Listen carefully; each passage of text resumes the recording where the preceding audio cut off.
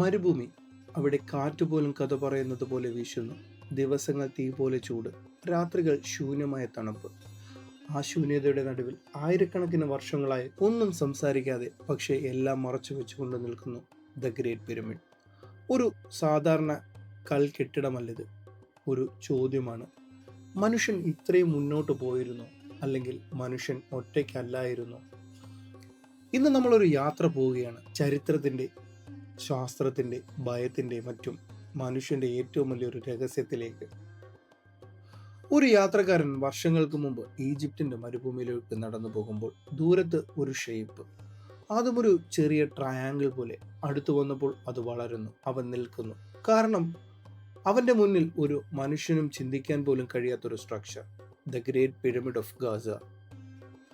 146 metre ഉയരം, 2.3 million stones, ഓരോ കല്ലും ഓരോ ട്രക്ക് വെയിറ്റ്. അത് ആരാണ് എടുത്തത്, എങ്ങനെ എടുത്തു? ഹിസ്റ്ററി പറയുന്നത് ഫാർഹാൻ കുംഫു, 20 വർഷം, 1,00,000 തൊഴിലാളികൾ, കഠിനമായ ചൂട്, ശരീരത്തിൽ വെള്ളമില്ലായ്മ, പക്ഷേ ജോലി നിർത്താൻ പറ്റില്ല. ഒരു സ്റ്റോൺ 1 ഇഞ്ച് പോലും മൂവ് ചെയ്യാൻ 20 പേർ, 50 പേർ, ചിലപ്പോൾ 100 പേർ. പക്ഷേ ഇത് കാൽക്കുലേറ്റ് ചെയ്താൽ 20 വർഷം മതിയാകില്ല, മാൻ പവർ പോലും മതിയാകില്ല. ഇതൊരു കൺസ്ട്രക്ഷൻ പ്രോജക്റ്റ് അല്ല, ഇതൊരു ഒബ്സർവേഷനാണ്. പിരമിഡിൻ്റെ side almost perfect straight, base almost perfect level, alignment true north without compass. എങ്ങനെ? GPS ഇല്ല, സാറ്റലൈറ്റ് ഇല്ല, മോഡേൺ ടൂൾസ് ഇല്ല, പക്ഷേ ആക്യുറസി ഇന്നത്തെ എഞ്ചിനീയേഴ്സ് പോലും റീപ്ലിക്കേറ്റ് ചെയ്യാൻ ബുദ്ധിമുട്ട്. ഇത് സ്കില്ലാണോ, അല്ലെങ്കിൽ ടെക്നോളജി ബിയോണ്ട് ദ ടൈം?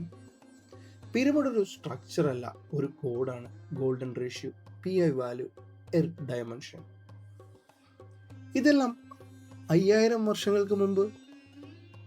ഇവർക്ക് ഈ ടെക്നോളജി എങ്ങനെ? അവർ കണ്ടുപിടിച്ചതോ, അല്ലെങ്കിൽ ആരോ പഠിപ്പിച്ചതോ? പിരമിഡിന്റെ ഉള്ളിലേക്ക് കിടക്കുമ്പോൾ വളരെ നാരോ ആയ വഴികൾ, കാറ്റുപോലും ശരിയായില്ല. ഒരു wrong step, you are trapped. Hidden chambers, king chambers, queen chambers, പക്ഷേ മമ്മിയില്ല, ട്രഷർ ഇല്ല. അപ്പോൾ ഇതൊരു ടോം ആണോ, അല്ലെങ്കിൽ മറ്റെന്തെങ്കിലും പർപ്പസ്?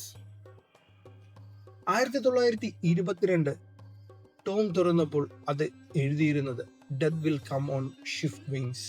ശേഷം ഇവാലുവേഷൻ ടീമിലെ പലരും മരിച്ചു. Ancient illness, mystery death. People പറഞ്ഞു ഫാർഹാൻസ് കേഴ്സ്, സയൻസ് പറഞ്ഞു കോഇൻസിഡൻസ്. പക്ഷേ എല്ലാവർക്കും ഒരു ഡൗട്ട്, സംതിങ് ഈസ് റോങ്. ഇപ്പോൾ ഏറ്റവും കോൺട്രവേഴ്സി ആയിട്ടുള്ള തിയറി എന്തെന്നാൽ ഏലിയൻസ്. കാരണം impossible construction, advanced maths, unexplained design. Science പോലും പറയുന്നത് we don't have all answers. അപ്പോൾ question, did someone help them? അതെ, ഏലിയൻസ് അവരെ സഹായിച്ചിരുന്നു.